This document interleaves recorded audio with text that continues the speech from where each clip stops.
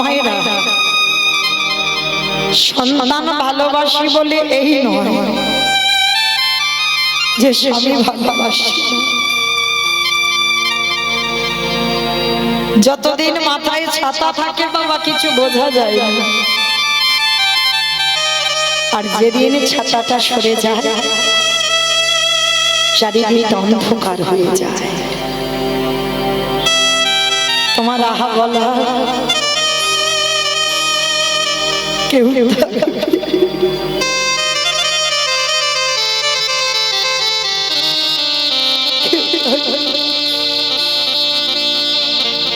দ্বিযোগেশের মরা মাথাটাকে কোলে করে নিয়ে আছে। গ্রামের লোকজনেরা এসে বলে উঠলে, তুই দিশাহারা, তুই কলঙ্কিনী, তোর গর্বে পাপের কথাটা শুনেই তো তোর স্বামীটা মরল। ও মায়েরা, যে কথাটা স্বামী মরার আগে বলে গেল সেটাই মায়াবতী কাউকে বোঝাতে পারলো না যে সন্তান পাপের নয়। সবাই দূর দূর করে তাড়িয়ে দিয়েছে। মায়াবতী স্বামীর মাথাটা ধরে বলছে, দয়াময়, কে বলেছিল এমন সুখের সংসারে দিতে? সব দিয়ে যদি কেড়ে নেবে, কে বলল সংসারে দিতে?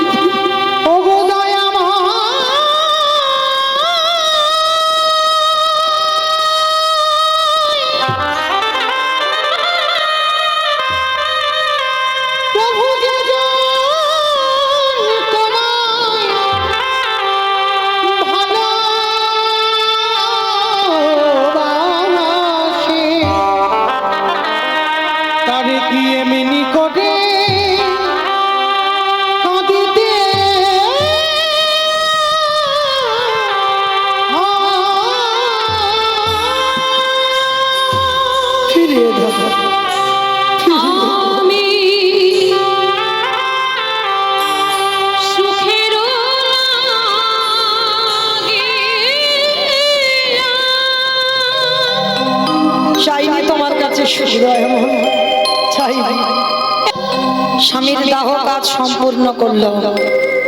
যার বাড়িতে খিদের জন্য দুটো খেতে যায়, মায়াবতী দূর দূর করে তাড়িয়ে দেয়, বলে স্বামীটাকে খেয়েছিস, গর্ভে যে পাপটা আছে তাকেও খাবি, আর আমাদের বাড়ি খেতে এসেছিস, কেউ খেতে দেব না। সবাই দূর দূর করে তাড়িয়ে দেয়। গ্রামের শেষে একটা বাড়িতে কাজ পেয়েছে মা, সকাল থেকে সন্ধে পর্যন্ত কাজ করে, কোনো মাইনে নয়, একটু করে প্রসাদী দেয়।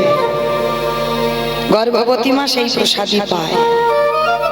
দেখতে দেখতে 10 মাস 10 দিন পর মার কোল আলো করে একটা সন্তান এলো। সেই সন্তানটা জন্ম দেবার পরে ছেলেটাকে কোলে করে নিয়ে মা যায় কাজে। ছেলেটার নাম রাখলো বিহারী লাল। বিহারী লাল দিনে দিনে বড় হয়, বাড়িতে থাকে। মা কাজ করে যতটুকু খাবার আনে, মা ছেলে দুজনে ভাগাভাগি করে খায়। ছেলে তো বড় হচ্ছে, খিদেও তো বাড়ছে। মা যা খাবার আনে, মা ইচ্ছে করে বলে, বাবা আজকে আমার খিদে নেই, খেয়ে নি। মা, এরাই মা। এই মা ডাকটা দেখবে মা খুব ছোট ডাক, খুব ছোট। সব অক্ষর দেখো দুটো দুটো করে দিয়েছে, কিন্তু মা ডাকটা একটা অক্ষর। এই মা শব্দটা এমনই শব্দ। মা নামে সুধা ঝরে, মা নামে সুধাক্ষরে, মা বড় সুধার সমান, ডাকিলে জুড়াই আইসে পড়া। মা ডাকার সঙ্গে সঙ্গে দেখবে হৃদয়টা জুড়িয়ে যায়। আজকে ছেলেটাকে রেখে মা কি করে, কত রাত খায় না, জল খেয়ে কাটিয়ে দেয়। তো ভগবান মনে মনে ভাবছে এবার একটু পরীক্ষা নিতে হবে। কি পরীক্ষা? না, যে বাড়িতে কাজ করেছে বাবা সে বাড়ি আজকের আর কিছু প্রসাদী রন্ধন করে, কোন একটা কাজে যাবে, তাই বলছে মায়া তুই আজকে সেবার ব্যবস্থাটা অন্য জায়গায় করে নিস। কেমন? কারণ আজকের আমাদের অন্নপ্রসাদ তো কিছু দিইনি, একটু জল তুলসী দিয়ে আমরা আত্মীয় বাড়িতে যাচ্ছি। মায়াবতী মনে মনে কাঁদছে, আমি কোথায় যাব, কে দেবে আমায় খেতে? আর বাড়িতে বিহারী বসে আছে, মা বিকালবেলা খাবার আনবে তবে খাওয়া হবে। আর বিকালবেলা মা শূন্য হাতে ফিরছে। ছোট্ট বিহারী ছুটতে ছুটতে গিয়ে মার কোমরটা জড়িয়ে ধরেছে। ও মা, ও মা, কি এনেছো মা? দাও না, বড্ড খিদে,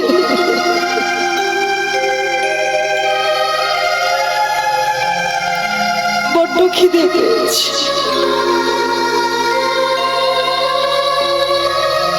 মা বলছে খোকা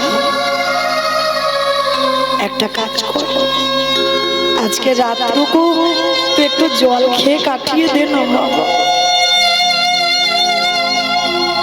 ও মা,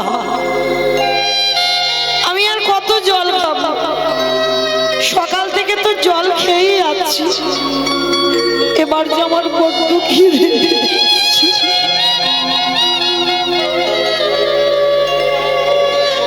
আর যে বাড়ি না, আমার কিছু খাবার এনে দাও না।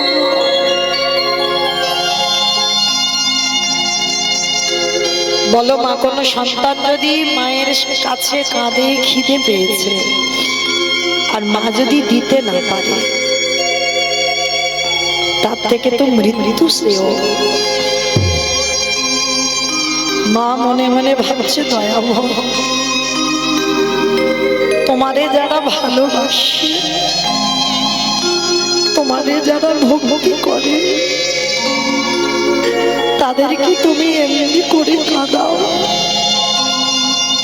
বলো না, আমার বিহারে যে সোজা সরল ছেলে, ওর যে খিদে পেয়েছে, আমি কিছু দিতে পারছি না।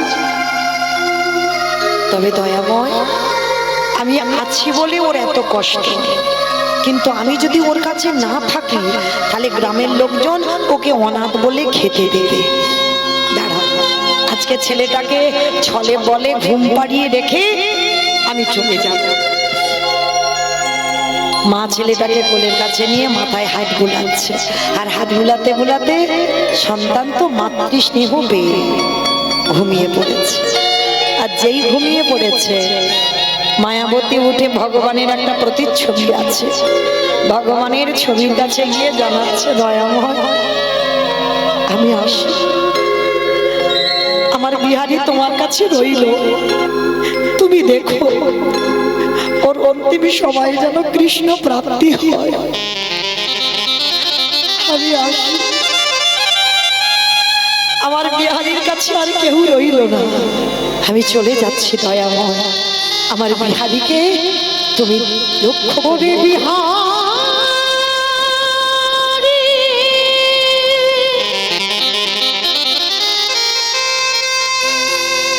আমি চলে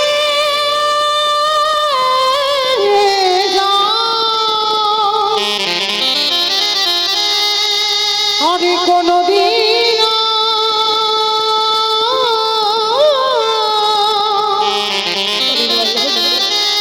ফিরে আসব না।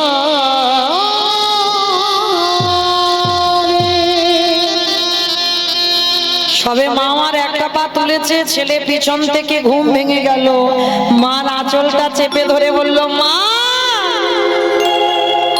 কোথায় চলে যাচ্ছ, কোথায় চলে যাচ্ছ? মা আমি খাবার চেয়েছি বলে তুমি আমায় ফেলে রেখে চলে যাচ্ছ, কথা দিলাম আর জীবনে বলবো না মা খিদে পেয়েছে, আমি জীবনে বলবো না আমায় কিছু খেতে দাও, কিন্তু তুমি আমায় ছেড়ে চলে যাবো না, আমি কথা দিলাম মা।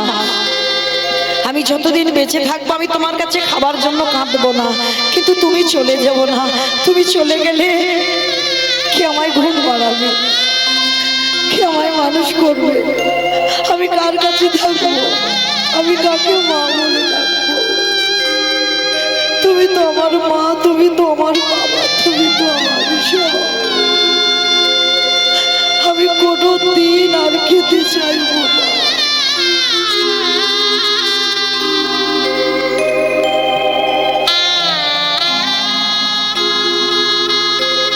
ছেলেটাকে বুকে জড়িয়ে ধরে মা বলল, খোকা যাব না, ছাড়ো না। মরতে হলে তোকে নিয়ে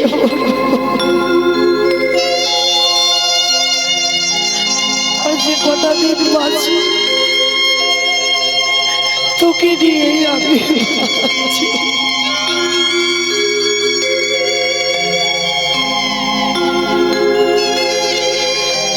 মায়াবতী বলল, দয়াময়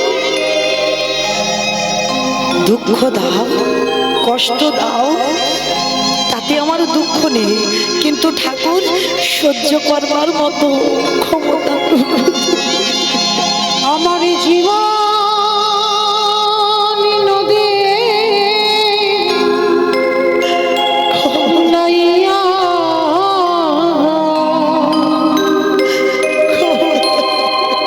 আমারে ভাবের খেলা সঙ্গ হলে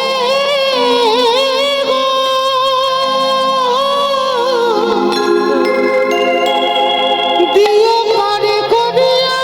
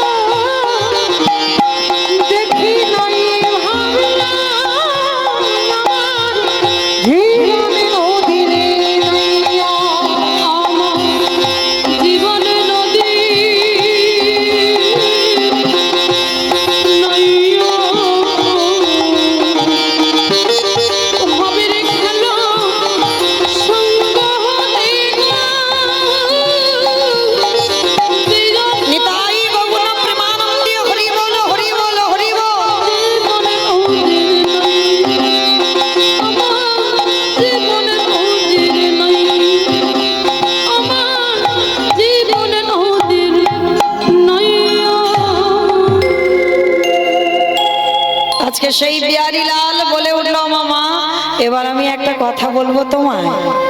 বল বাবা।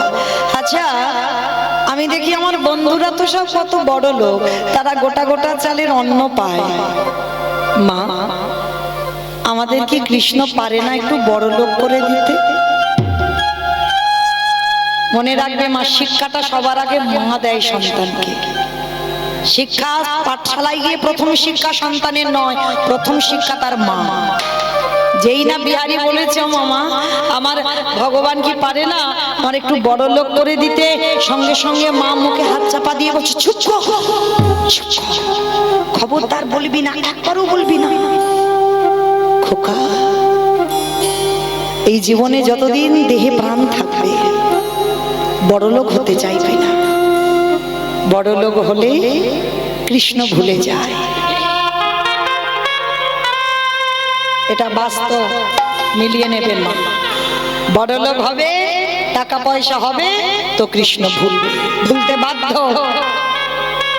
আর যত গরিব থাকবে, যত কাঙাল থাকবে, দিন আনবে দিন খাবে, তত আমার কৃষ্ণকে ভালোবাসতে জানবে বেশি। যত তালা বাড়বে তত জ্বালা বাড়বে। দেখবে মা, যখন একটা কালীর ঘর ছিল, অল্প রোজগার ছিল, ভগবানকে ভালোবাসতেন, সংসারে সুখ থাকবে। আর যখন টাকা রাখতে রাখতে রাখতে রাখতে টাকার পাহাড় হবে, কোন ব্যাংকে টাকা রাখবে হিসাব পাবে না, জায়গা জমি টাকা পয়সা গাড়ি বাড়ি কিছু অভাব নেই, কিন্তু ভগবান জীবন থেকে তোমার সুখ কেড়ে নেবে। এটা বাস্তব, নিতে বাধ্য। ভগবানের কাছে একটা জিনিস চাইবে, দয়াময় না চাইতে অনেক কিছু দিয়েছো, কিন্তু জীবনে যেন তোমায় ভুলে না যায়। তুমি কেমন ছেলে সেই দিনটা যদি তুমি ভুলে যাও, ভগবান বলে না, দিয়ে ধন বুঝি মন ভরে নিতে কতক্ষণ। যা যা কিছু তৈরি তো আমার ভগবানের তৈরি, আর ভগবান যদি মনে করে একটা সেকেন্ডে তোমার কাছ থেকে সব কিছু কেড়ে নেবে। তাহলে যদি ভগবানকে ভালোবাসতে চাও, একটাই কথা বলো, পৃথিবীতে আমার কিছু চাই না, আমি শুধু তোমারই চাই। জায়গা জমি টাকা পয়সা এই মুহূর্তে যেন আমি পড়ে না যাই, আমি যেন তোমার চরণ ছাড়া না পড়ি। আমি সারাদিন আমি যেন তোমার চরণ ভুলে না যাই। তো আজকের বিহারী মা, বিহারী যেই না বললো বড় লোক হব, মা শেখালো জীবনে বলবি না বাবা, গরিব থাকলে কৃষ্ণ কাছে থাকে, আর বড় লোক হলে কৃষ্ণ ভুলে যায়। এটা আমার কথা নয়, ভগবান বারে বারে বলেছিল। মহাভারতে কুন্তি চেয়েছিল না কৃষ্ণের কাছে, কৃষ্ণ জীবনে আমাকে তো সব দিলি, আমি রাজার মা হলাম, আমার যুধিষ্ঠির রাজা হয়ে গেল, আমার সব রইল, কিন্তু কৃষ্ণ রে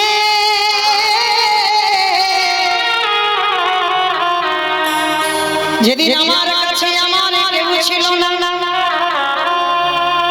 যেদিন কুমারী বেলায় কর্ণকে জন্মে দিলাম, সেদিনও কেঁদেছিলাম, যেদিন পাণ্ডুর সঙ্গে বিবাহ হলো সেদিনও কেঁদেছিলাম, যেদিন আমার 5টা ছেলেকে নিয়ে গান্ধারীর ঘরে দাসীদের বিক্রি করলাম সেদিনও কেঁদেছিলাম, যেদিন পাণ্ডু দেহ ত্যাগ করলো সেদিনও কাঁদলাম, কিন্তু কৃষ্ণ রে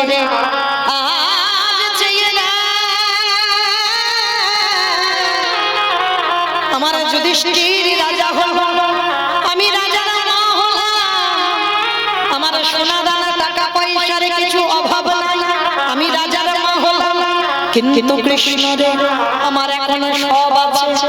দেখে আমি একটা সম্পদ হারিয়ে ফেললাম।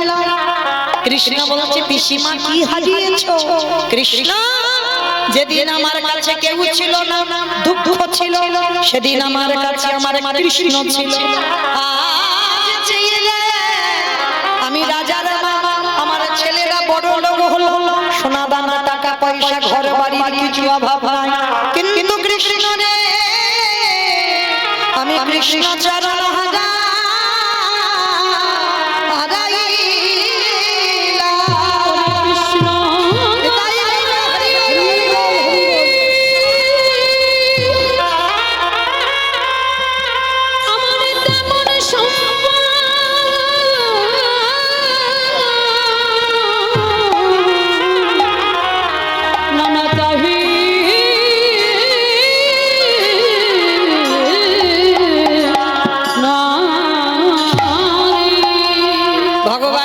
পিসিমা তুমি কি চাও?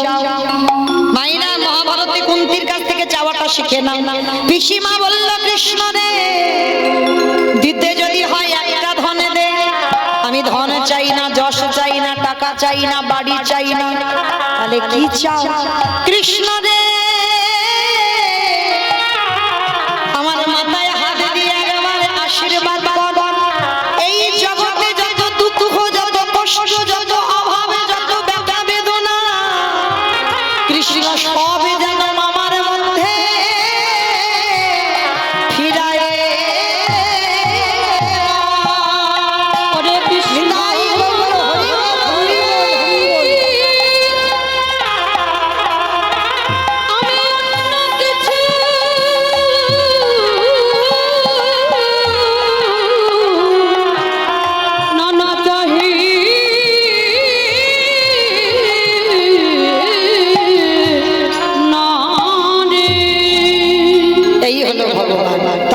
তাই হবে, তুমি দুঃখ কষ্ট অভাব ব্যথা বেদনা পাবে কেন? ওইগুলো থাকলে কৃষ্ণ কাছে থাকে। ও মাইরা, ভগবান একেই বলে। ভগবান কত দয়ালু দেখবেন। যারা গীতার ছবিটা দেখেছেন, একবার গীতার পাতার ছবিটা দেখেছেন? এখন বলে যাচ্ছি, বাড়িতে গিয়ে একবার দেখে নেবেন গীতার পাতার ছবিটা। দেখবেন ভগবান ঘোড়ালা লাগাম ধরে আছে না সবার সামনে। আর দেখবেন ভগবান সামনে দাঁড়িয়ে আছে, আর রথের উপরে যে ছেলেটা বসে আছে সে যেমন তেমন ছেলে নয়, যার জন্য ভগবান হৃদয়টাকে ঢাল করে পেতে দিয়েছে। যত আঘাত ভগবান নিজে নেবে, তারপরে ভক্ত। আর দেখবেন ওই ভক্ত যে সিংহাসনে বসে আছে তার মাথায় ছাতা আছে, কিন্তু আমার ভগবানের মাথায় ছাতা নাই। জগৎকে দেখালো আমি ভগবান কষ্ট পাবো, দুঃখ পাবো, জ্বালা পাবো, যন্ত্রণা পাবো, কিন্তু আমার ভক্ত যেন ভালো থাকে। তার যার জন্য ভগবানের হৃদয়টা ঢাল করে পেতে দেওয়া, সে ভক্তটা তো যেমন তেমন ভক্ত নয়। কে গো মা? পিছনে যে রথে বসেছিল বিষ্ণু থেকে ব্রহ্মা, ব্রহ্মার পুত্র উগ্রী, উগ্রীবের পুত্র সোম, সোমের পুত্র বুধ, বুধের পুত্র পুরুরবা, পুরুরবার পুত্র আয়ুষ, আয়ুষের পুত্র নহুষ, নহুষের পুত্র যজাতি, যজাতির পুত্র যদু, যদুর পুত্র কুরু, কুরুর পুত্র জন্মেঞ্জয়, জন্মেঞ্জয়ের পুত্র গতিস্বান, গতিস্বানের পুত্র মনুষ্য, মনুষ্যর পুত্র চারুপল, চারুপলের পুত্র রুদ্রাসন, রুদ্রাসনের পুত্র হৃদেশু, হৃদেশুর পুত্র রক্তিনাথ, রক্তিনাথের পুত্র ব্যাভি, ব্যাভির পুত্র দুষ্মন্ত, দুষ্মন্তর পুত্র ভরত, ভরতের পুত্র ইক্ষু, ইক্ষুর পুত্র সংবরণ, সংবরণের পুত্র সুধনু, সুধনুর পুত্র সহদ্র, সহদ্রর পুত্র যবন, যবনের পুত্র কৃতি, কৃতির পুত্র উপরিজবসু, উপরিজবসুর পুত্র জরাসন্ধ, জরাসন্ধর পুত্র সহদেব, সহদেবের পুত্র সমাচি, সমাচির পুত্র কুশু, কুশুর পুত্র জম্ভু, জম্ভুর পুত্র সুরত, সুরতের পুত্র বিহরত,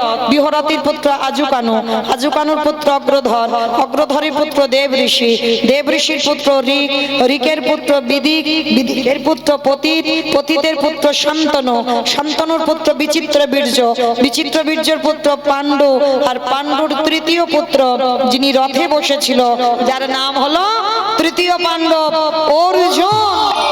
তাই গৌর প্রেমানন্দে এত বড় বংশের ছেলে, তার জন্য ভগবানের এত অহিতুকি কৃপা। তাহলে মায়েরা, তাহলে ভগবানের কাছে চাইতে যদি হয় কি চাইবে? কৃষ্ণ সারা জীবন যেন কাঁদতে পারে, আর যে যত কাঁদবে কৃপা তত তাড়াতাড়ি হবে। তা বিহারী বলছো মা ঠিক আছে আমি আর চাইবো না বড় লোক হতে। মামা আমি তো একটু বড় হয়েছে, আমিও কাজ করব। তাই বাবা তুই কি কাজ করবি? বলে কেন? আমি তো ঘোষের ছেলে, আমি অন্য কাজ না পারি, আমি একটা কাজ ভালো পারি। মামা ঘোষেদের একটা জাত ব্যবসা আছে, বলো তো কি ব্যবসা?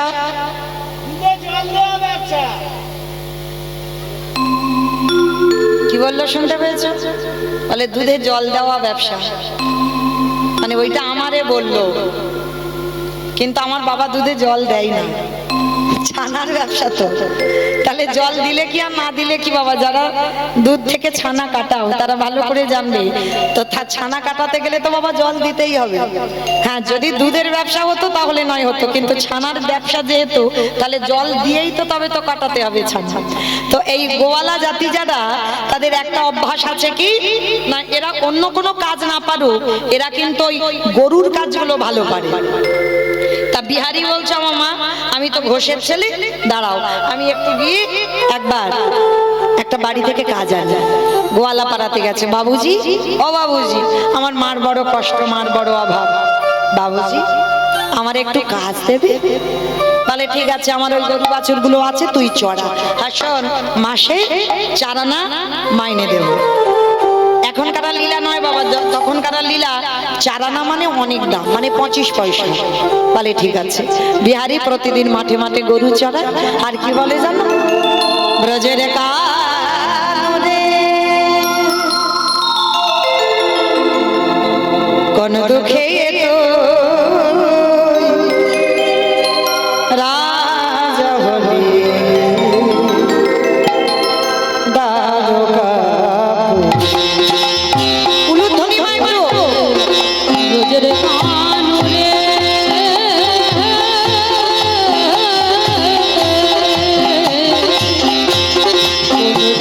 তুই রাজা হলি তার কাপুরে, ওরে কোন দুঃখে তুই রাজা হলি তার কাপুরে। কতই মনে ব্রজের কোঠে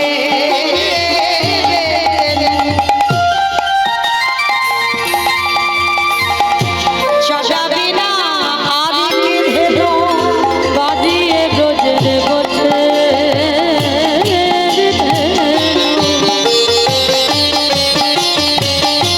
চড়াবি না আর কি ধেনু, করিরি নায়া ব্রজে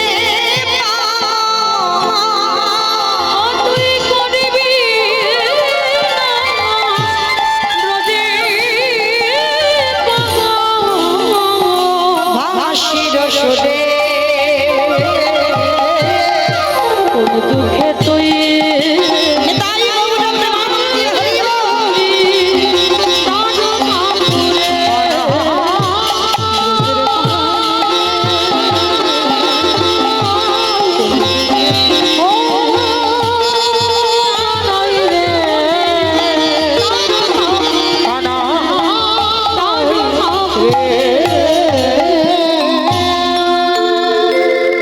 বিহারীলাল গরু বাছুরগুলো নিয়ে যেই না বাড়ি ফিরছে, আর ফেরার পথে বাবা যেমন আজকে আপনাদের গ্রামে কীর্তন হচ্ছে, ঠিক এইরকম কাটোয়া কাঞ্চননগরে কয়েকজন ভক্ত নিয়ে পাঠক ঠাকুর ভাগবত পড়ছে।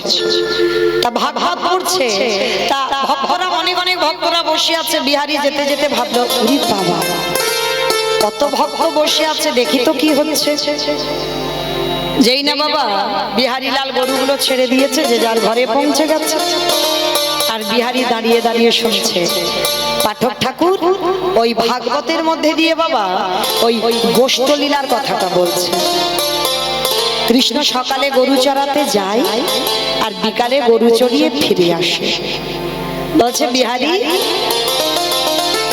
শোন, বৃন্দাবনে কৃষ্ণ নামে একটা ছেলে আছে, পাঠক ঠাকুর পাঠে বলছে, তার নবলক্ষ ধেনু, তার 24 জন বন্ধু। আর জানিস তাকে যদি কেউ একবার ভালোবাসার মতো বাঁচতে পারে, এত কিছু দেয়, এত কিছু দেয়, রাখবার জায়গা থাকে না। ছোট্ট বিহারী কথাটা শুনে মনে মনে ভাবলেন, ওরে বাবা তাহলে কেন মরতে আমি 4 আনা মাইনে কাজ করব? কাজ যদি করতে হয় আমি কৃষ্ণের বাড়ি কাজ করব। ও কিন্তু জানে না কৃষ্ণ মানে ভগবান, ও জানে আমার মতো একটা ছেলে, আমি গরিবের ছেলে, কৃষ্ণ ভগবান বড় লোকের ছেলে। তা বিহারী কথাটা শুনে ছুটতে ছুটতে মার কাছে গেছে, ও মা, মা কি রে বাবা? ও মা শোনো, যে বাড়িতে কাজ করছিলাম আমি কাজ ছেড়ে দিয়েছি। কেন রে বাবা কাজ ছেড়েছিস? ও মামা, আমি একটা নতুন কাজ পেয়েছি। কি কাজ পেয়েছিস বাবা? শোনো মা, আমি যে কাজটা পেয়েছি না, ওই বৃন্দাবনে কৃষ্ণের বাড়িতে তার নবলক্ষ ধেনু আছে, 24 জন বন্ধু আছে। ওই অতগুলো গরুর মধ্যে আমি 2-4টে চড়াবো, আর 24 জন বন্ধুর মধ্যে আমি একজন হব। আর জানো মা, ওকে নাকি ভালোবাসলে এত কিছু দেয়, নাকি রাখবার জায়গা থাকে না। কথাটা শোনার সঙ্গে সঙ্গে বলে উঠলেন, মা খিলখিল করে হেসে উঠেছে, আরে বাবা ওইটা তো লীলা, ওটা লীলার কথা। কৃষ্ণ তো এখন বৃন্দাবনে থাকে না, 125 বছর বয়সে জরাব্যাধির তীরে দেহ ত্যাগ করেছে।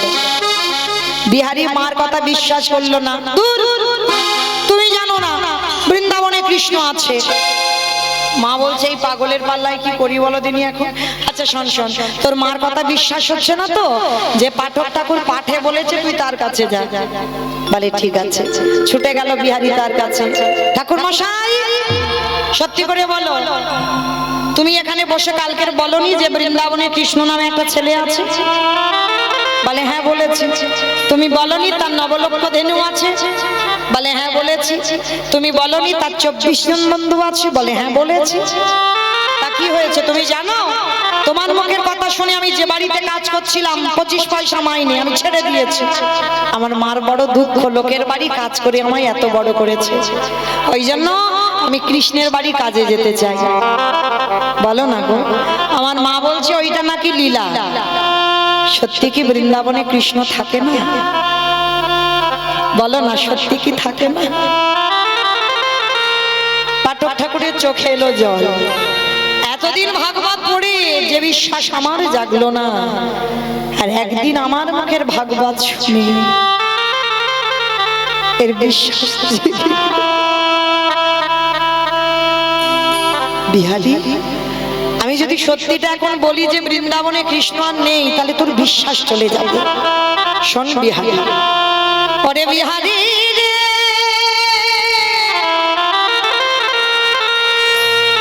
ওরে আমার কৃষ্ণ বৃন্দাবনে নতুন করে লীলা করবি না, কিন্তু তোরে প্রেমে তোরে ভালোবাসার ডাকে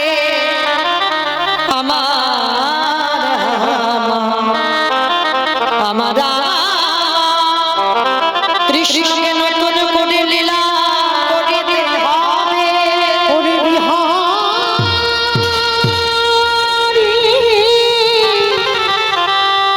ওরে মনে অনুরাগী না হলে কৃষ্ণ পাওয়া যায় এমনে ভালোবাসা না দিলে কৃষ্ণ পাওয়া যায় রে। বিহারী একেবারে লাফ দিয়ে উঠেছে। ঠাকুর মশাই, তার মানে তুমি বলতে চাচ্ছ বৃন্দাবনে কৃষ্ণ আছে? পাঠক ঠাকুর বলল, আমার ডাকে আসবে না, তোর ভক্তি প্রেমে আসতে হবে। ঠিক আছে, তাহলে আমি আসি, দাঁড়া। কোথায় যাচ্ছিস? বলে এতক্ষণ কি শুনলে? আমার মার দুঃখ মোচন করতে আমি বৃন্দাবনে কৃষ্ণের বাড়ি কাজে যাচ্ছি। যেই না বললো বৃন্দাবনে কাজে যাচ্ছি, শোন, কাজে যে যাবি তোর দীক্ষা হয়েছে। ওটা আবার কি?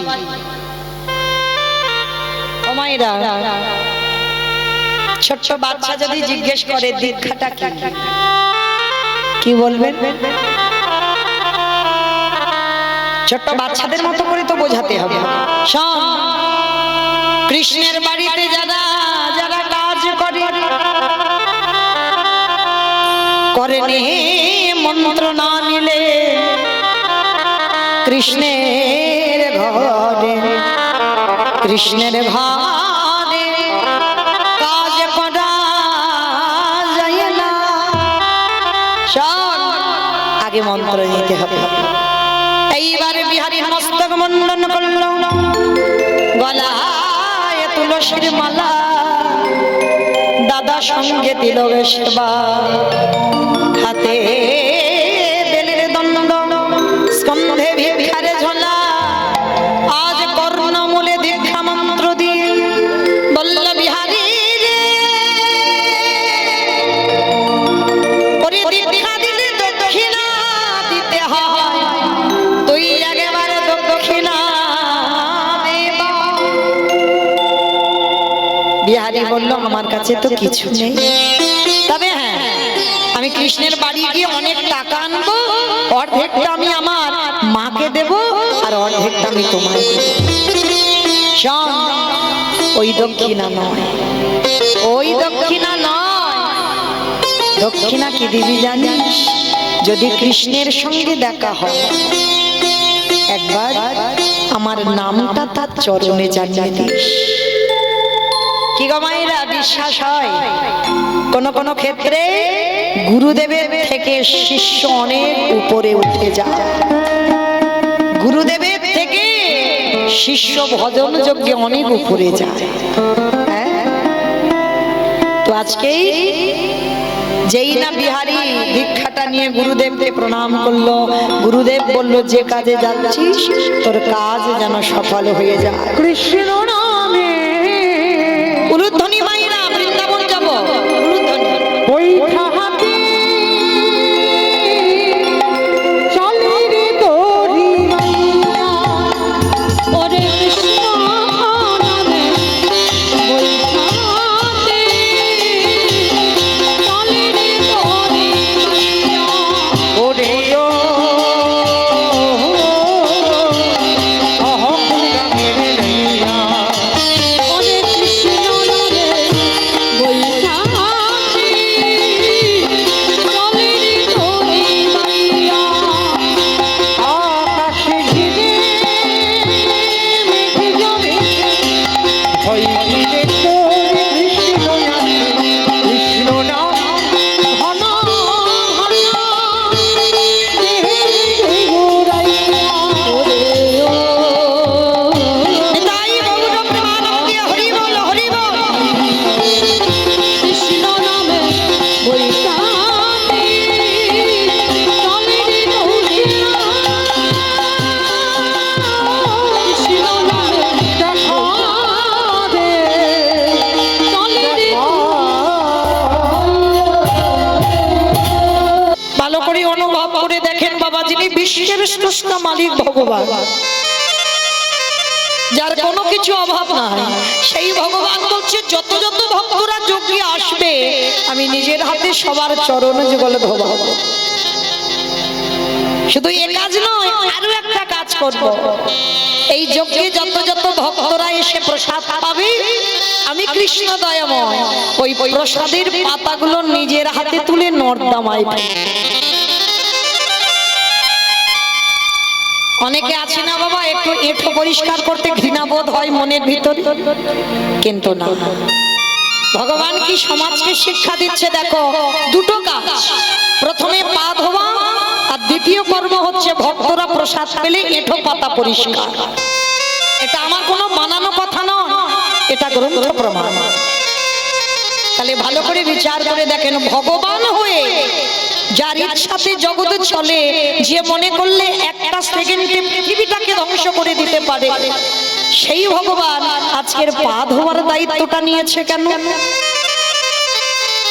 এমনি এমনি নয় মা, নিজে আচরি ধর্ম জীবেরই শিখাই, নিজে না করলে ধর্ম জীবকে শেখানো না যায়। আগে আচরণ করতে হবে, আর তুমি যদি আচরণ না করো তুমি সমাজকে শেখাবে কি করে? তোমার আচরণ যদি ঠিক না হয় তাহলে তোমাকে দেখে শিখবে সমাজ কি করে? তুমি নিজে যদি কৃষ্ণ বলে না কাঁদো, তুমি যদি হা গৌর প্রাণ গৌর বলে না কাঁদো, তুমি যদি পিতামাতাকে সম্মান না করো, তুমি যদি সাধুগুরু বৈষ্ণব দেখলে নত না হও, তাহলে তোমাকে দেখে সমাজ শিখবে কি? তাহলে যারা যারা শিক্ষার জায়গায় দাঁড়ায় বাবা, আগে তাদেরকে ঠিক হতে হবে, তারপরে তুমি সমাজকে শিক্ষা দেবে। তাই তো ভগবান রাজস্বই যজ্ঞে বাবা আজকের পা ধোয়ার কাজ করছে, চরণ যুগল ধৌত করে আপনাদের আমাদের একটা শিক্ষা দিয়েছে। কি শিক্ষা জানো মা? আমরা এই কথাগুলো আর বিশ্বাস করি না, মানতে চাই না, কিন্তু চরণ ধরে বলে যাই, যদি অধম কীর্তনিয়ার কথা কারোর একটু মনে থাকে, যেন ভাববেন না আমি শিক্ষা দিতে এসেছি, আমি একটু মনে করাচ্ছি মাত্র। রাখা না রাখা সেটা আপনাদের ব্যক্তিগত, কিন্তু মনে রেখো মা, যদি কোনোদিন বাড়িতে সাধুগুরু বৈষ্ণব আসে, ব্রাহ্মণ বৈষ্ণব আসে, সবার আগে চেষ্টা করবে নিজের হাতে তাদের দুটো চরণ যুগল একটু ধৌত করে দিতে। বৎসরন্ত যদি গুরুদেব ঘরে আসে, সবার আগে দুটো চরণ ধৌত করে দেবে। এখানে অনেকে প্রশ্ন করতে পারেন, মৌমিতা আমার বাড়িতে ঠিক ঠিক সাধুগুরু বৈষ্ণব পেয়ে উঠি না, বা আমার গুরুদেব দেহ রেখেছেন আর তো গুরুদেব নেই, তাহলে চরণ ধোয়াবো কার? তারও উপায় ভগবান বলে দিয়েছে। যে যার ঘরের বাবা মা যদি থাকে বা শ্বশুর শাশুড়ি যদি থাকে, আমার কথা নয় মা, আমি শাস্ত্রের বাইরে একটা কথা বলছি না, একটা কথা বলবো না, যদি বাবা মা শ্বশুর শাশুড়ি জীবিত থাকে, কারণ যারা হারিয়ে ফেলেছ হাজার দিন মাথা ঠুকে কাঁদলেও আর পাবে না, যাদের আছে তাদের বলছি একটু যত্ন করে রেখে দিন। ওই দুটো চরণ মূল্যবান, 10 মাস 10 দিন গর্ভে ধরে তো রেখেছি, বড় মূল্যবান ওই দুটো চরণ। ছিলাম কোথায় গো? শুনে ঘুরে বেড়াচ্ছি। মা যদি গর্ভে ধারণটা না করতো 10টা মাস, আমরা যেতাম কোথায়? ভগবান সুদামাকে প্রথমেই বলেছিল পৃথিবীতে সব থেকে বড় গুরু যে যার ঘরের বাবা মা। ভাগবত বলছে ভগবান সুদামাকে বলেছে সবার আগে বড় গুরু বাবা মা, তারপরে গুরু হলো শিক্ষা গুরু, দীক্ষা গুরু, তারপরে গুরু হলাম আমি ভগবান। একবারও কৃষ্ণ নিজেকে বলেনি আমি সব থেকে বড় গুরু, আগে বাবা মার জায়গাটা দিয়েছে। যেতে হবে না নবদ্বীপ, বৃন্দাবন, হরিদ্বার, দক্ষিণ ভারত, পশ্চিম ভারত, কোথাও যেতে হবে না, হাজারবার কুম্ভ মেলায় স্নান করতে হবে না, যদি তুমি ঘরে জীবিত ভগবান পূজা করো। আর জীবিত ভগবান হলো যে যার ঘরের বাবা মা। যদি ওই দুটো চরণ ঠিক ঠিক ভজন করতে পারো, ভগবান বলছে ভক্তকে আমার কাছে আসতে লাগবে না, আমি ভগবান তীর্থ থেকে ছুটে যাব সেই ভক্তির গতি। ও যে ভক্তে পিতাই গৌর প্রেমানন্দ,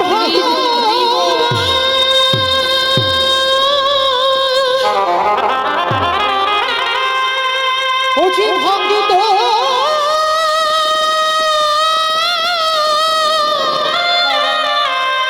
ভক্ত ছাড়া কিছু জানে না, তাই তো যুগে যুগে ও যে ভক্তের কাছে ছুটে আসে। তাই সবার চরণ ধরে নিবেদন, যাদের আছে একটু যত্ন করে রেখে খেলায় হারিয়ে দিও।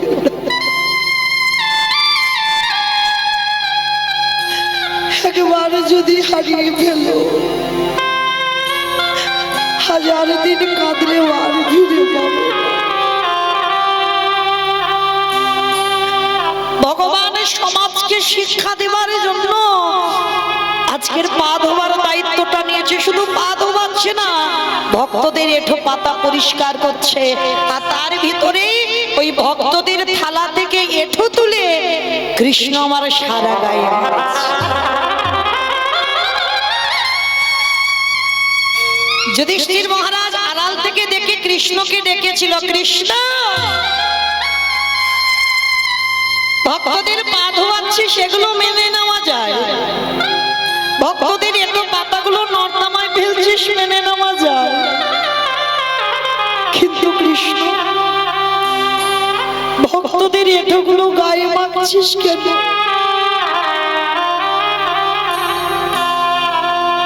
ভগবান হেসে বলল দাদা গো, এ যে হলো আমার পরম এই জগৎ সংসার মাঝে সমস্ত জীব পাপ করে, সবার পাপের বিচার আমি করি।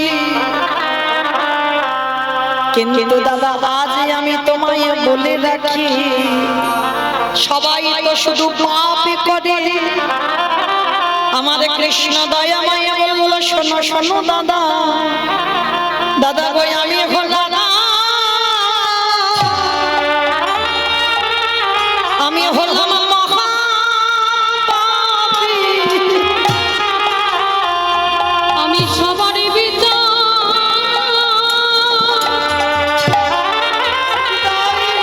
হরি বল হরি বল হরি বল। দাদা করি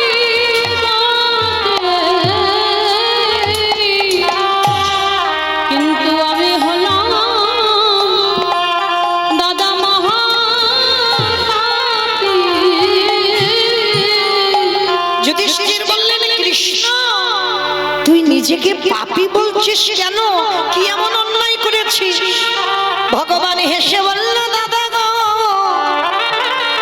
পাপী আমি দাপরে কৃষ্ণ হয়ে করি নাই, করেছিলাম ত্রেতা যুগে রঘুপতি রামচন্দ্রের অবতারে।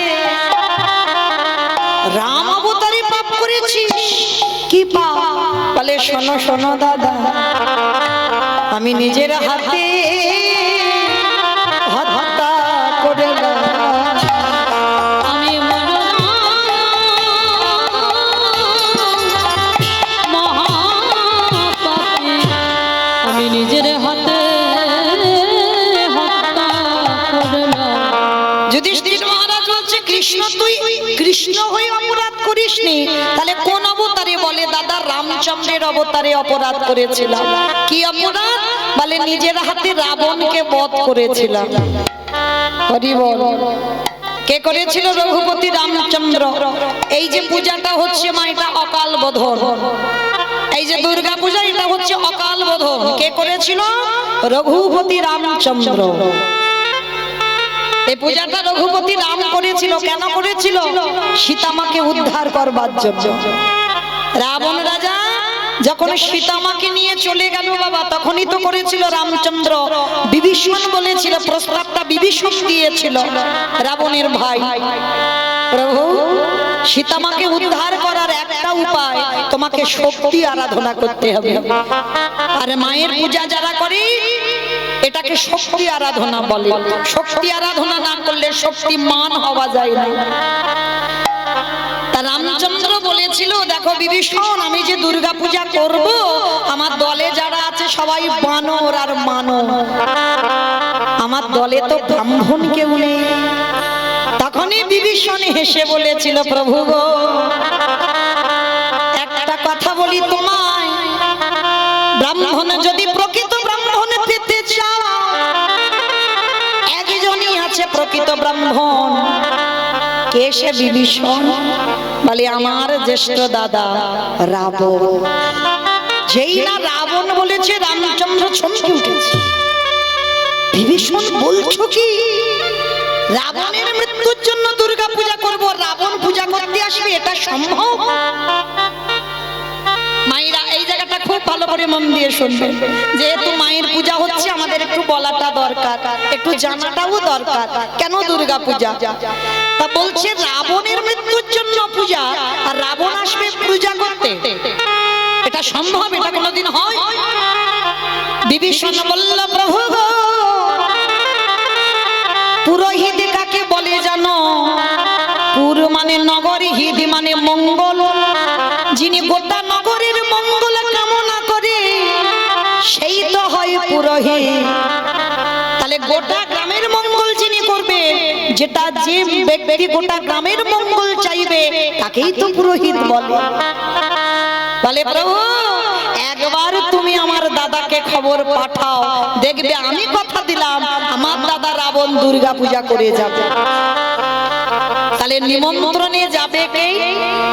রামচন্দ্র বলছে লক্ষণ যাও তুমি গিয়ে রাবণকে নিমন্ত্রণ করে এসো যেন আমার দুর্গা পূজাটা করে দিয়ে যায়। হরি বল। আর তখন রাবণ আর মন্দোদরী তাদের দশাটা কেমন জানো? মন্দোদরী রাবণ রাজার বড় স্ত্রী পাট রানী।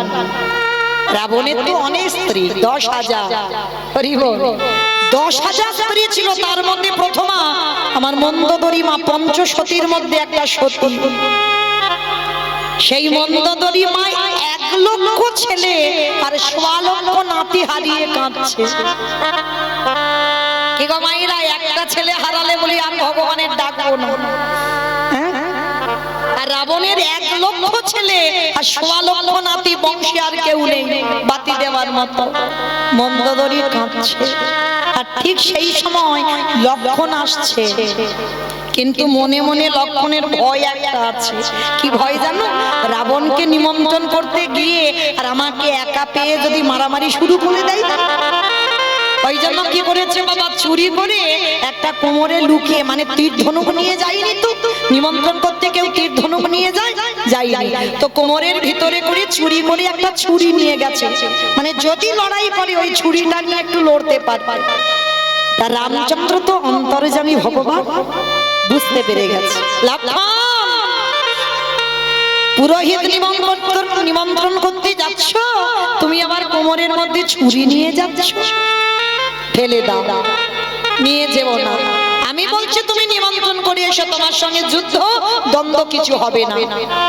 কিন্তু তথাপিও লক্ষণ মনে মনে ভয়, দাদার কথা শুনলো না, চুরি করে নিয়ে গিয়েছিল ছুরিটা, কেউ জানে না, লুকানো ছিল। এইবার দরজায় গিয়ে লক্ষণ ডাকছে, মা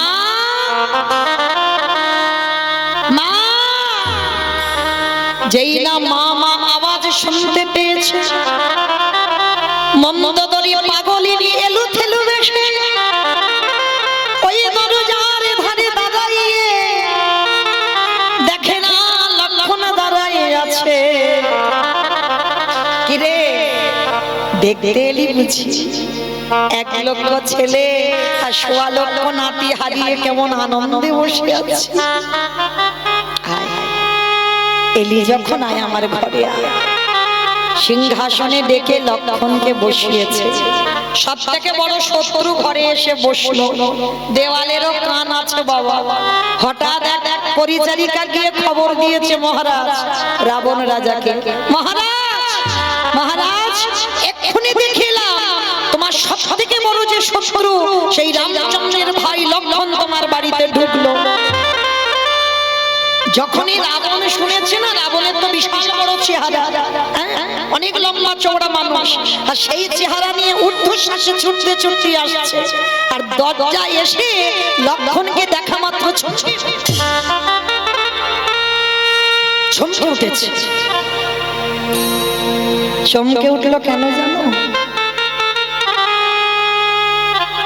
দেখছে মন্দোদরী পাত্রে করে জল এনে লক্ষণের চরণ দুটো সিংহাসনে বসিয়ে ধৌত করছে। সেই রূপটা দেখে রাবণ মন্দোদরীকে ডেকে বলছে, ওগো মন্দোদরী, এ তোমার কেমন ব্যবহারে আমি দেখলাম। হ্যাঁ গো, একটাও তো বংশে বাতি দেওয়ার মতো কাউকে রাখেনি রাম, তোমাকে মা বলে ডাকবার মতো আর কেউ নেই। সেই লক্ষণ যদি এলো, পারলে না তোমার কোলে করে নিয়ে একটু বসাতে।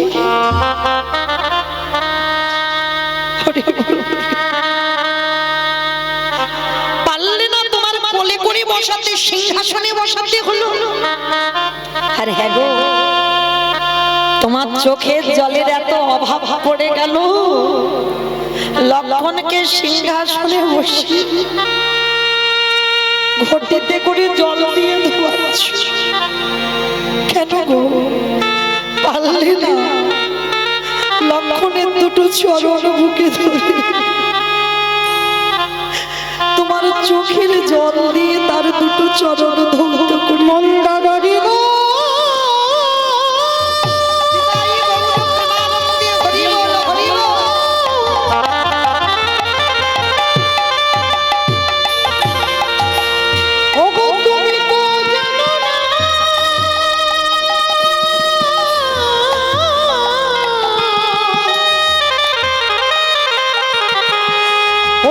সখী তোমার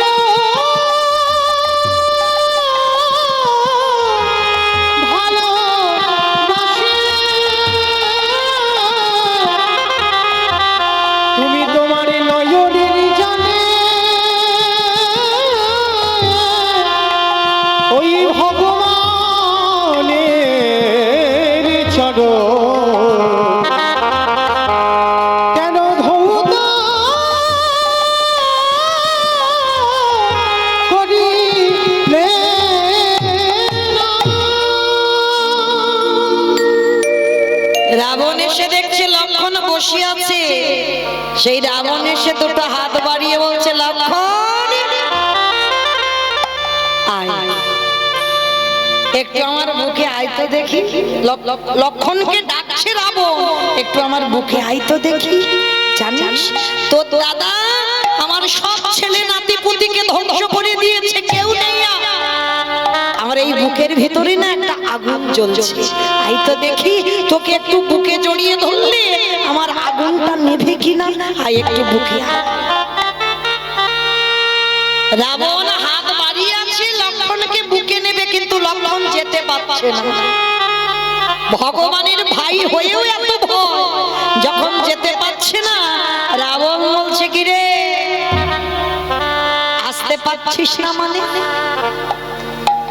পুরোহিত নিমন্ত্রণ করতে এলি, আবার কোমরে লুকিয়ে ছুরি নিয়ে এসেছিস। কি গো মায়েরা, যারা যারা শুনছো ভেবে দেখেছো রাবণের ভজনটা কেমন? ছুরিটা লুকানো আছে সেটাও রাবণ বুঝতে পেরে গেছে, ফেলে দে। আমাকে আমার কাছে এলি আবার কোমরে ছুরি এনেছিস কেন, ফেলে দে। আস্তে আস্তে হাত থেকে পড়ে গেছে। রাবণ প্রশ্ন করলো, বল কেন এসেছিস? লক্ষণ মাথা নিচু করে বলছে, আমার দাদা দুর্গা পূজা করবে, ওই জন্য পুরোহিত পাচ্ছি না, তোমাকে পুরোহিত হিসাবে নিমন্ত্রণ করতে এলাম, আমার দাদার দুর্গা পূজাটা করে দিয়ে আসো। যেই না কথাটা বলা, রাবণ হেসে বলছে, দাঁড়া আমি একটু ভালো করে ভিতর থেকে গুছিয়ে গুছিয়ে আসি। লক্ষণ কথাটা শুনে মনে মনে ভাবছি, এ বেটা বুঝি আমার কথাটা বুঝতে পারে। কি মনে মনে বলছিস? আচ্ছা আগে বলতো দেখি, তোর দাদা দুর্গা পূজাটা করছে কেন? রাবণ জিজ্ঞেস করছে লক্ষণকে, তোর দাদা দুর্গা পূজাটা করছে কেন? বলে, আমার দাদা দুর্গা পূজা করছে রাবণের মৃত্যুর জন্য। মানে তার সামনে দাঁড়িয়ে তার কাছে বলছে রাবণের মৃত্যুর জন্য দুর্গা পূজা। তা রাবণ বলছে, দাঁড়া আমি তাহলে ভালো করে করে সেজে গুজে আসি। তা লক্ষণ ভাবছি, এ বেটা কি পাগল, ওর মৃত্যুর জন্য দুর্গা পূজা, আমার কথাটা শুনে বলছে আমি গুছিয়ে আসি, তার মানে বুঝি বুঝতে পারিনি আমার কথা। একটু ভালো করে বলবো, শোনো রাবণ, আমার দাদা আমার জ্যেষ্ঠ দাদা দুর্গা পূজা করছে রাবণের মৃত্যুর জন্য। যেই না কথাটা দ্বিতীয়বারে আবার লক্ষণ বলল, সঙ্গে সঙ্গে রাবণ বলে বলেন, চুপ কর।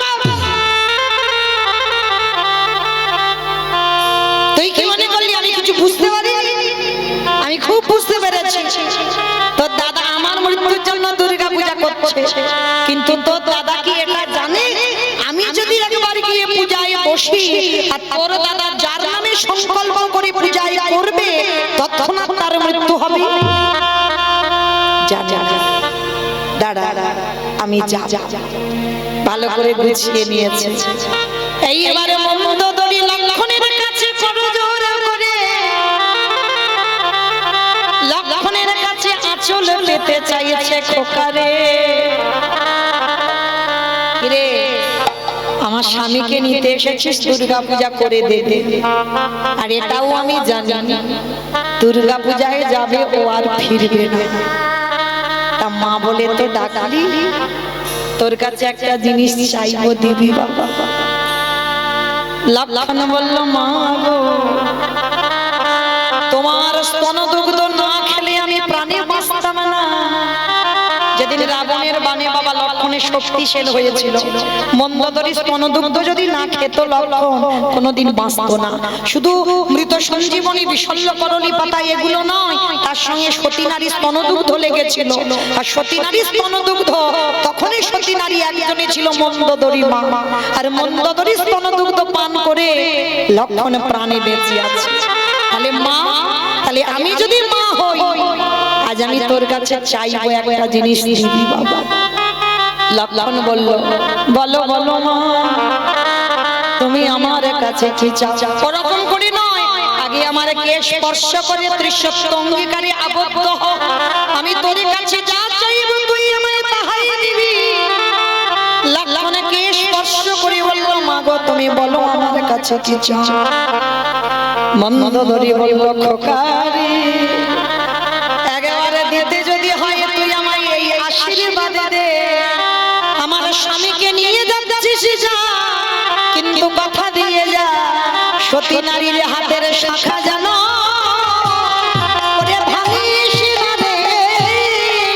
নিতাই গৌর হরি বল। অনেক নারী সতী নারীর হাতের শাখা যেন তবু ভাঙে না রে। ওরে শিখার সিঁদুর যেন মুছে না যায়। আমার এই আশীর্বাদ ওরে করি দে রে। চমকে উঠেছিল কারণ লক্ষণ ভালো করে জানে রাবণ দুর্গা পূজায় যাচ্ছে মানে আর ফিরবে না। ওই নবমীর রাত্রিতে রাবণ বধ হবে, ভালো করে জানতো। আর এদিকে মা চেয়ে নিয়েছে, কিন্তু উপায় নেই বাবা। তখনই লক্ষণ বলেছিল, কথা দিলাম আমা, রাবণ যাচ্ছে পূজা করতে ঠিকই কথা, কিন্তু কথা দিলাম যদি তোমার স্তনদুগ্ধ পান করে আজ আমি জীবিত থাকি, আমার বাক্য লঙ্ঘন হবে না। আমি তোমার আশীর্বাদ দিয়ে গেলাম, তোমার শীতের সিঁদুর কেউ মুছবে না মা। আমি হরি ওরে গেলাম তোমার শিখার সিঁদুর মুছিবে না। আস্তে। তাহলে লক্ষ্য করেন মা, পরবর্তী দিনে রাবণ গেল দুর্গা পূজায় আর ফিরে আসে। কিন্তু পরবর্তী দিনে মন্দোদরী শীতের সিঁদুর হাতের শাখা ভাঙলো না। পরবর্তী দিনে এই মন্দোদরীর এমন চরিত্র ছিল, লঙ্কার মাটিতে রানী মা বলতে একজনকে মানত, সেটা মন্দোদরী মা। পরবর্তীতে বিভীষণের সঙ্গে বিবাহ হলো, কিন্তু বিভীষণের সঙ্গে বিবাহ হলে কি হবে? শুধু সমাজের মঙ্গলের জন্য। শীতের সিঁদুর হাতের শাখা পড়েছিল, কিন্তু বিভীষণের সঙ্গে আর কোনো সম্পর্ক ছিল না। শুধু সমাজের মঙ্গলের জন্য মন্দোদরী মা বাধ্য হয়েছিল, জগতের মঙ্গলের জন্য। কিন্তু সতী নারী যারা হবে, স্বামী ছাড়া সে যত অসৎ হোক, স্বামী ছাড়া কাউকে আর মন দিতে পারবে না। কিন্তু বিভীষণের সঙ্গে বিবাহ শুধুমাত্র একটাই কারণে হলো, প্রজাদের মঙ্গলের জন্য, প্রজাদের ইচ্ছা পূরণের জন্য। তাহলে লক্ষ্য করে দেখেন বাবা, সেই রাবণকে মেরে রামচন্দ্রের মাথা থেকে পায়ের নখ পর্যন্ত পাপী হয়ে গেল। আর সেই পাপ ধুচ্ছে কবি কৃষ্ণ অবতারে যুধিষ্ঠির রাজস্বয় যোগে। যারা যারা শুনছেন বুঝতে পেরেছেন না? যেখান থেকে গিয়েছিলাম আবার ঘুরে ফিরে সেখানে এলাম। তার যুধিষ্ঠির যজ্ঞে ভগবান কৃষ্ণ পা ধোয়ার কাজ করছে। অগ্নিদেব, পবনদেব, বরুণদেব, ইন্দ্র, ইন্দ্রাণী, ব্রহ্মা, সাবিত্রী, শিব, দুর্গা সব পর লাইন দিয়ে আছে। আর কৃষ্ণ একে একে ডাকে পা ধোয় আর যজ্ঞের ভিতরে ঢোকায়। এমন সময় জগৎজননী মা দুর্গা আমার বাবাকে ডাকছে, প্রাণনা, এদিকে এসো, এইদিকে এসো। আমার বাবা তো একটু ভোলে ভালা।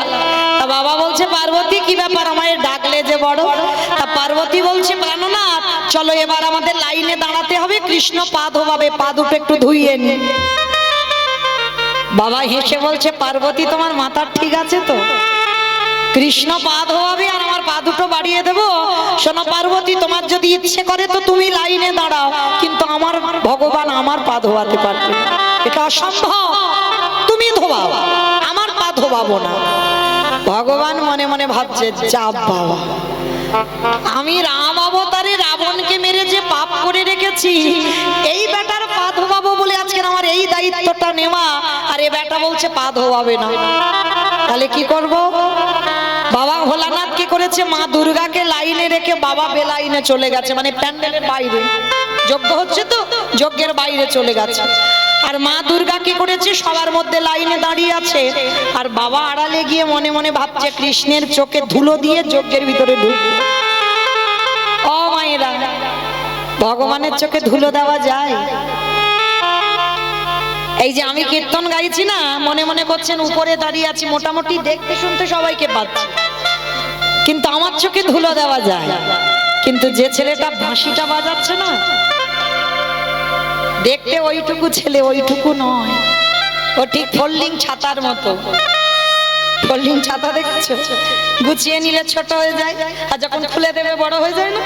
ও দেখতে ওইটুকু ছেলে, কিন্তু ওইটুকু নয়। ও চোখ চারদিকে ঘুরে ঘুরে বেড়াচ্ছে প্যান্ডেলে, কে কি করে দেখি, কে কীর্তন শুনছে, কে শুনছে না, কে গল্প করছে, কে মোবাইলে ব্যস্ত, আবার কে বসে বসে।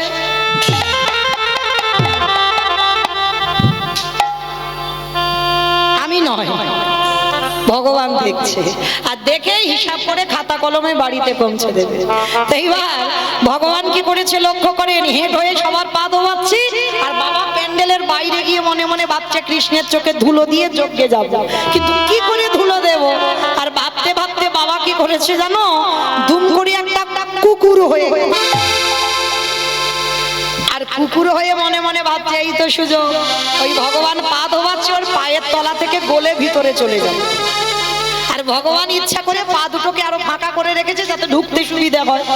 ওর মতো চালাক তো পৃথিবীতে কেউ নাই, সবার সঙ্গে চালাকি হয়, ওর সঙ্গে কি হবে। তাই এবার ভগবানের চোখ তো ঘুরছে, দেখি বেটা কি করে। আর বাবা কুকুর হয়ে পিছন থেকে গুটি গুটি করে আসছে, আর ভগবান ইচ্ছা করে মাথাটা হেঁট করে আছে যাতে বুঝতে পারে কৃষ্ণ অন্য মনস্ক হয়ে আছে।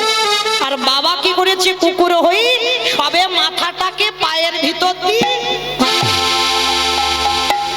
আর যেই না পায়ের ভিতরে দেওয়া, ভগবান চালাকি করে হাঁটু দুটো নিয়ে কুকুরের কানের কাছে। এইবার দেখ কেমন লাগে। আর যেই না কানের কাছে চেপে ধরেছে, কুকুরের যদি কানে চেপে ধরা যায়, কুকুর কি করবে? কেউ কেউ করবে না, বারবার বলছে কৃষ্ণ ছেড়ে দে, কৃষ্ণ ছেড়ে দে, কৃষ্ণ ছেড়ে দে। বলে ছাড়বো বলে ধরি নাই। হে বৈষ্ণব গোসাই, হে বৈষ্ণব গোসাই, তোমার মতো বৈষ্ণবীর দুটো চরণ ধোয়ালে বোধ হয় কম হতো, তাই তো কৃপা করে করুণা করে তুমি আমার জন্য এক্সট্রা দুটো জুড়ে দিয়েছো। আমার বুঝেছো? শিব ঠাকুরের কটা পা? দুটো পা। আর কুকুরের কটা পা? কুকুরের 5টা পা। ওর ডায়মন্ড হারবারে বুঝি হয় 4টে পা। তাহলে ভগবান বলছে শোনো, আমি ভেবেছিলাম দুটো পা ধোয়ালে বোধহয় ঠিক হবে, কিন্তু তুমি আমার কথা ভেবে আরো দুটো এক্সট্রা জুড়েছো। এবারে দাও দাও চলো, তুমি বাড়াই দাও। নিতাই গৌর হরি বল, হরি বল। বৈষ্ণব গোসাই, দাও দাও চরণ বাড়াই দাও। বলি আরে তো চলো ছাড়িব না খেয়ে, বলে ওই আমার বৈষ্ণব গোসাই, বলি এই প্রতিজ্ঞা করে দিলাম, হে আমার বৈষ্ণব গোসাই, যেন চলো ছাড়া করো না হে। নিতাই গৌর হরি বল, হরি বল। করুণা হে দাও দাও চরণ বাড়াই দাও, দাও দাও চরণ বাড়াই দাও। আস্তে। এইবার ভগবান কি করেছে, মোটা দড়ি নিয়ে কুকুরের 4টে পা বেঁধে দিয়েছে। আমার কুকুরের পা বেঁধে দিলে আর কিছু করতে পারবে? শুধু নয়ন জলে ধুলায় গড়াগড়ি দিচ্ছে। কৃষ্ণ দয়াময় মা সবার পা ঘটিতে করে ধোয়াচ্ছে। আর বৈষ্ণবের বেলা কি করেছে জানো? ভগবান রূপী বৈষ্ণবকে সেবা করবে বলে আজ কুকুর রূপী ভোলানাথের 4টে চরণ এক জায়গায় বেঁধে দিয়েছে, আর বেঁধে দিয়ে কুকুরের 4টে চরণ কৃষ্ণ বুকে ধরেছে। বুকে ধরে কিসের জলে চরণ ধোয়াচ্ছে গো? বাহ্যিক জগতের কোনো জল নয়, খাল বিল নদী নালা পুকুর ঘাট এসব জল নয়, তাহলে কোন জল ভোলানাথের চরণে দিল? ভগবান আমার চোখের জলে এ চরণ চরণ ধোবা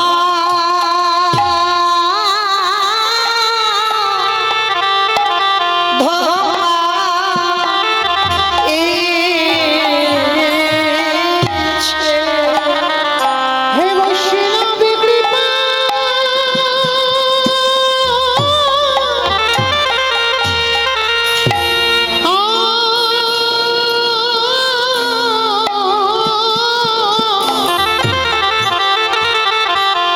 হে বৈষ্ণবী কৃপা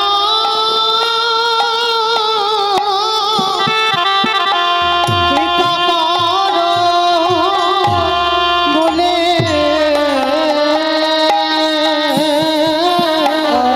আজ চোখের জলে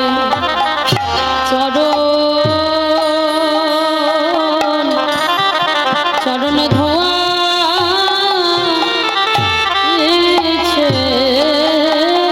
আস্তে। এইবার ভোলানাথ বারবার বলছে, কৃষ্ণ আমি অপরাধ করেছি, তোর চোখের জল আমার চরণে। আমি কথা দিলাম আগত কলিযুগে আমি আর শিব হব না। আমাইরা যেখান থেকে এসেছিলাম আবার সেখানে চলে যাচ্ছি, মনে পড়ছে তো? সত্যতে শিব, ত্রেতাতে শিব, দ্বাপরে শিব, কলিতে শিব নয়। এই নয় কেন, এইটুকু জানবার জন্য এত দূরে একটু রামায়ণ মহাভারতে যাওয়া, তবে তো পরিষ্কার হলো সেই কৃষ্ণের চোখের জল ভোলানাথ রূপী কুকুরের চরণে পড়ল বলে ভোলানাথ রূপী কুকুর বলেছিল, কৃষ্ণ কথা দিলাম আগত কলিযুগে আমি শিব হব না, আমি হব অদ্বৈত আচার্য গোসাই। তুই আমার কৃষ্ণ হবি না, তুই হবি নদী আর নিমাই চাঁদ। 12 বৎসর তুলসী ভাষায় তোকে আহ্বান করব, আমি তোর থেকে 52 বছরের বড় হব। যেদিন আমার ডাকে তুই নদিয়ায় নামবি, আমি শান্তিপুরে থেকে নদিয়ায় তোর সঙ্গে দেখা করতে যাব। যেদিন তুই আর আমি দুজনে মুখোমুখি হব, এই যে রাজস্বই যজ্ঞে তোর চোখের জল এই কুকুর রূপী ভোলানাথের চরণে পড়ল, এই ভোলানাথ তোর কাছে ঋণী হয়ে গেল। যেদিন তুই নদিয়ায় গৌর হবি, আমি শান্তিপুরে অদ্বৈত হব। যেদিন তোর সঙ্গে আমার প্রথম সাক্ষাৎ হবে, এই যুধিষ্ঠির যজ্ঞে যেমন তুই আমার কাছে ঋণী হয়ে রইলি, আমি তোর কাছে ঋণী হয়ে রইলাম। যেদিন নদিয়ায় যাব, ওরে এমনি করে ছাড়া আমি ধোবাইব।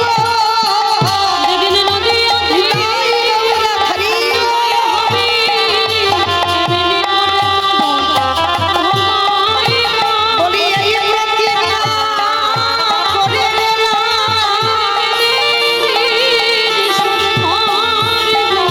বলি বেদে জগৎ ভাষাইব, সেদিন চরণে ছাড়া তোর মায়ে হৃদয় গৌর করিব।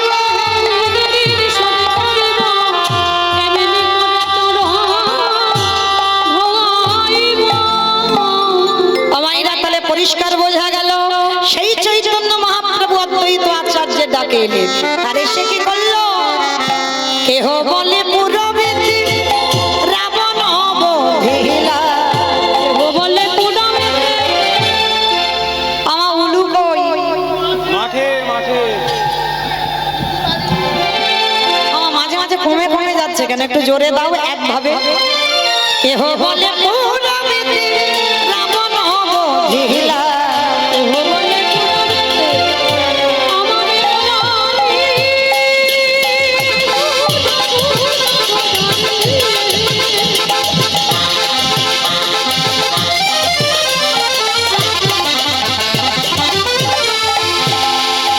গোরা গোরা গোরা গোরা রে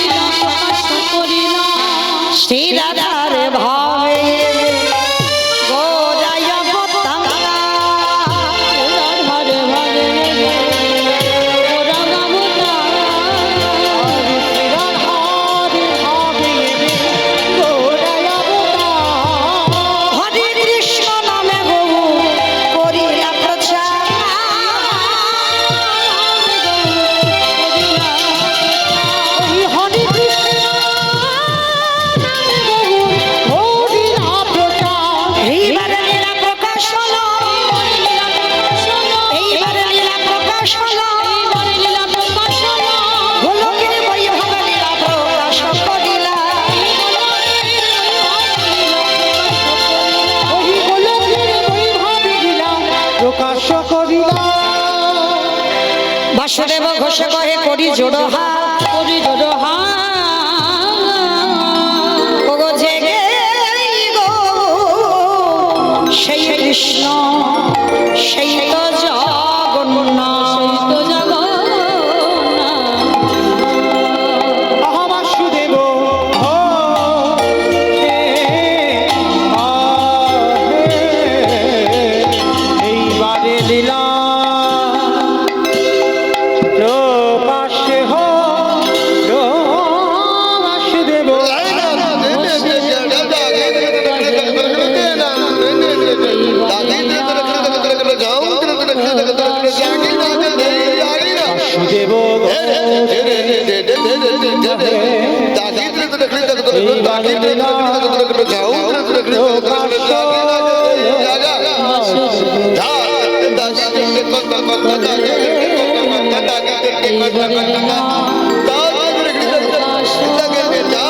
বাসুদেব হে এইবার লীলা প্রকাশ হলো বাসুদেব ঘোষে কহে এবার লীলা প্রকাশ হলো বাসুদেব ঘোষে কহে এইবার লীলা প্রকাশ হলো বাসুদেব ঘোষে কহে এবার লীলা প্রকাশ হলো আরে বাসুদেব ঘোষে কহে এইবার লীলা প্রকাশ হলো বাসুদেব ঘোষে কহে এইবার লীলার প্রকাশ হলো রে ও গো বাসুদেব ঘোষে কহে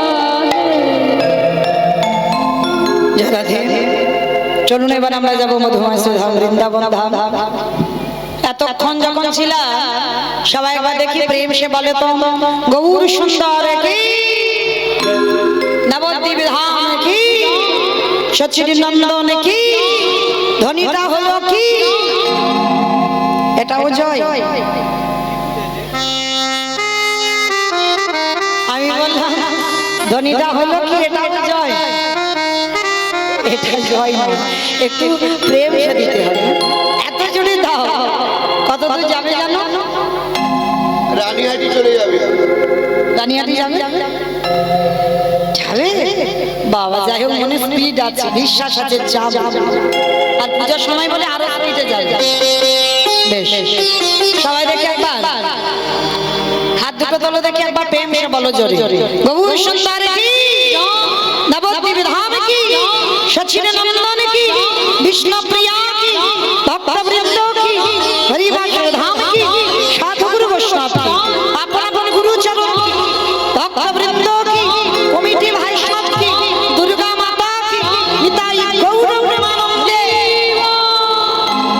বেশ চলো এবার আমরা একটু বৃন্দাবন যাব আর যেতে গিয়ে একটা ভজন গাইতে গাইতে যাওয়া হোক আমি তো তবে আমি একা নয় সবাই যাব কিন্তু আমার একার উপরই আর আমার সম্প্রদায়ের উপর ভরসা করলে হবে না কেমন সবাই যাবো একটু ধ্বনি দাও প্রেম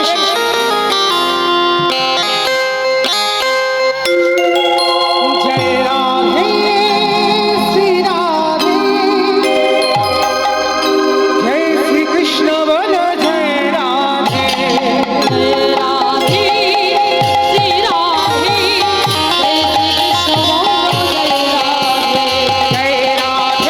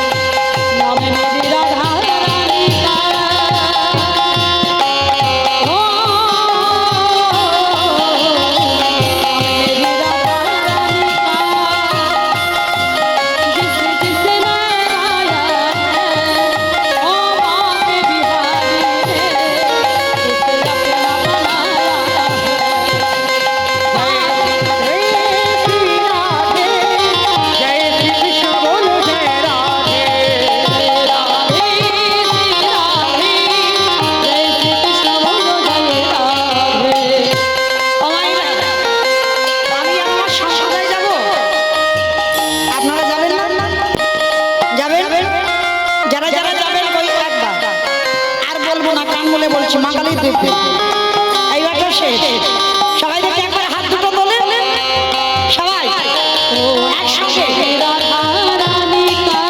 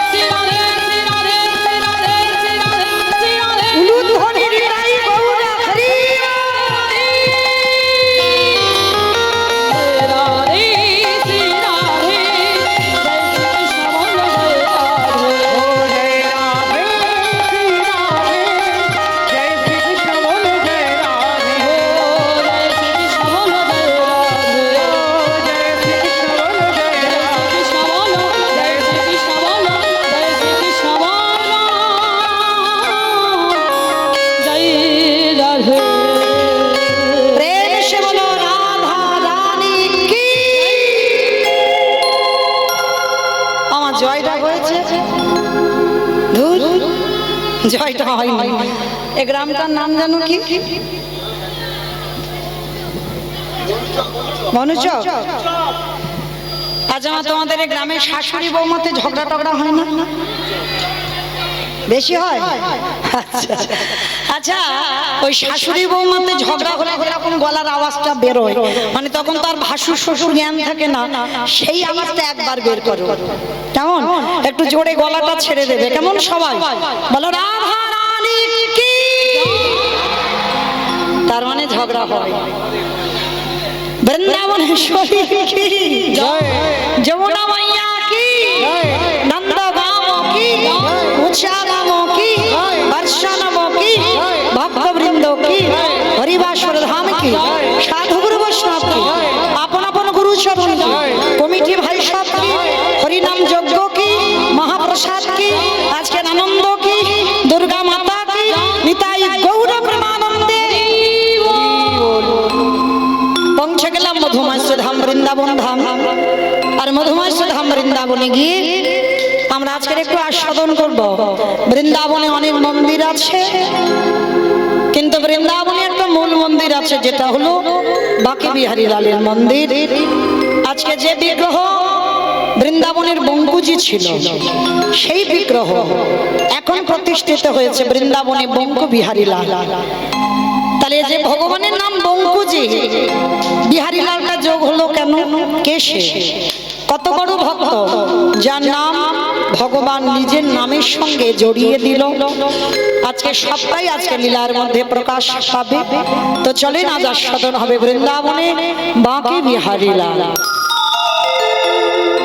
এই বাঁকে বিহারীর বাড়ি কোথায় ছিল বর্ধমান কাটোয়া কাঞ্চন নগর গ্রাম যেমন আপনাদের এটা হাওড়া জেলা আমার দক্ষিণ 24 পরগনা তো যে ভক্তের জন্মটা হয়েছিল বর্ধমানে কাটোয়া কাঞ্চন নগর গ্রাম বাবার নাম ছিল দ্বিজ ঘোষ মায়ের নাম ছিল মায়াবতী ভালো করে মা মন দিয়ে শুনবেন অনেক কিছু জানতে পারবেন সংসার জীবন কি করে করতে হয় সংসারে থেকে ভজন হয় একটা কথা শুধু মনে রাখবে কলিযুগে সংসার ধর্ম বড় ধর্ম সংসার ত্যাগ করে ভজন করা সোজা সংসারে থেকে ভজন করে দেখাও ছেলে বলবে আমায় দাও পরিবার বলবে আমায় দাও আত্মীয় পরিজন বলবে দাও দাও দাও আর সেই দাও দাওয়ের মধ্যে থেকে তোমার ভজন করে বেরোতে হবে তবেই তুমি বড় ভক্ত যার জন্য দেবর্ষি নারদ সংসার করেনি কিন্তু কলিযুগে ঘোর সংসারী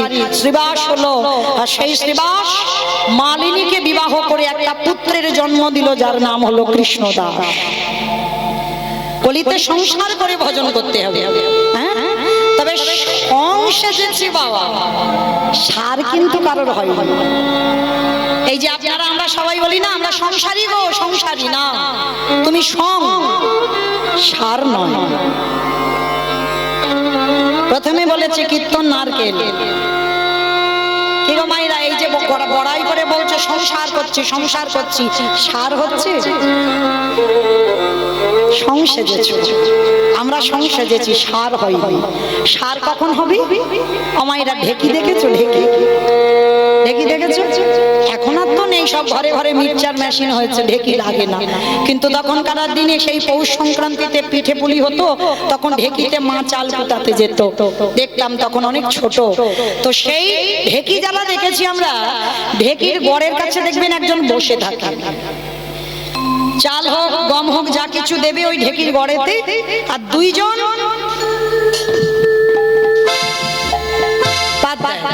দেখি না, আর দেখবেন দুইজন পাত দিচ্ছে যা, তাদের কিন্তু শরীরে একটা তাল আছে, দেখবেন তালে তালে পাটা দেয়, আর ঢেকিটা ওই গড়েতে গিয়ে একবার করে পড়ছে।